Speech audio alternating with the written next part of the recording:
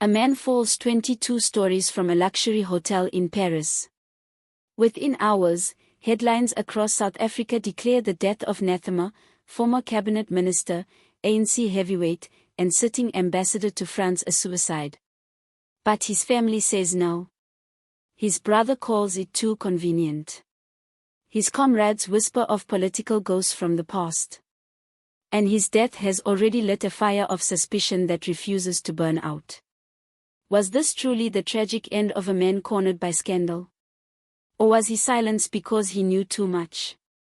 To understand the shock, one must understand the man.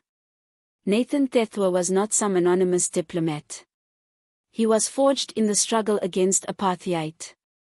A man who endured police torture and survived the brutal machinery of that system. His family recalls how he never broke under pressure, never betrayed his cause, never bent even when his body was battered.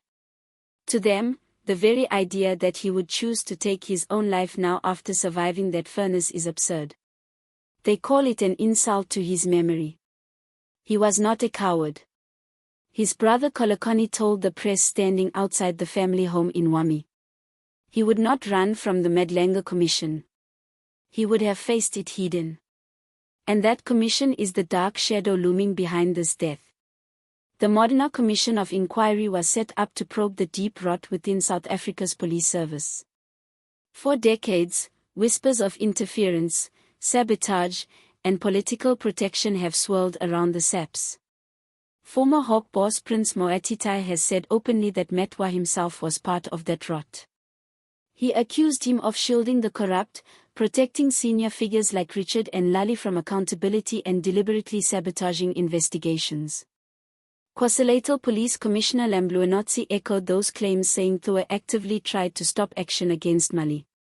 If called to testify, Mthethwa would have faced searing questions about his role. What he said or refused to say could have embarrassed powerful men. And so the conspiracy begins to form. A man with decades of political history.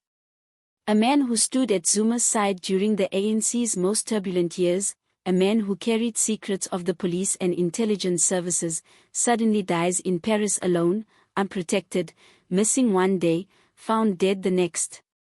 And the explanation offered is suicide. For his family, that is simply too neat. What makes the suspicion worse is the missing security detail. Ambassadors are never truly alone. Protocol requires protection, especially when abroad. Yet Durko confirmed that Mthethwa had no bodyguards with him in Paris. To his family, this is more than a detail. It is a red flag. It is too convenient, Kolokoni said, echoing the unease of many South Africans. How does a high-ranking diplomat travel alone in a foreign country in a climate of global uncertainty? How does he simply vanish from the radar before being found dead? Then there is the alleged suicide note, an electronic message reportedly sent to his wife. French prosecutors say he apologized and expressed his intention to take his life. But the family flatly rejects it. They say it does not fit the man they knew. He had shown no despair, no fear. He was preparing to face the commission. He was not running. Could the message have been fabricated? Could it have been planted to shore up the narrative of suicide? These are not idle questions.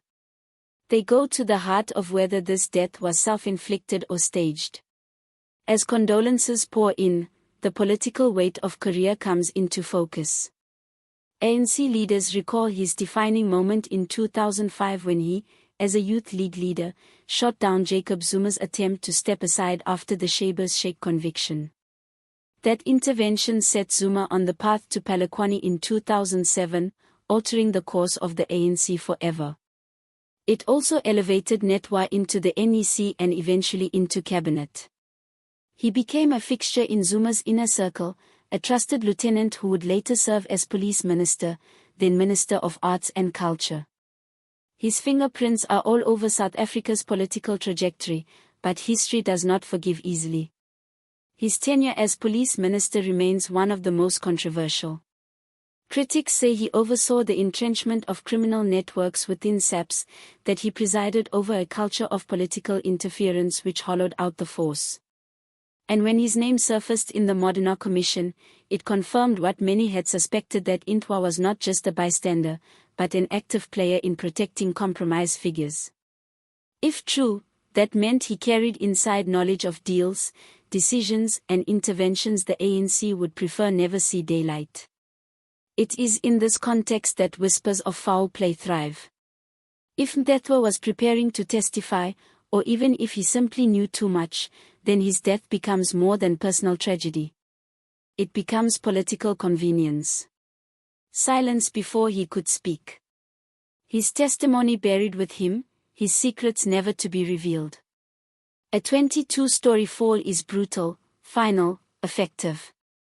And for those inclined to conspiracy, it is exactly how you erase a problem. Of course, there is another possibility. Perhaps Mthethwa did feel cornered. Perhaps the weight of decades in politics, of scandals catching up, of being summoned to account, finally broke him. Perhaps the message to his wife was real, a final cry of despair. But even if that were true, the questions of security remain unanswered.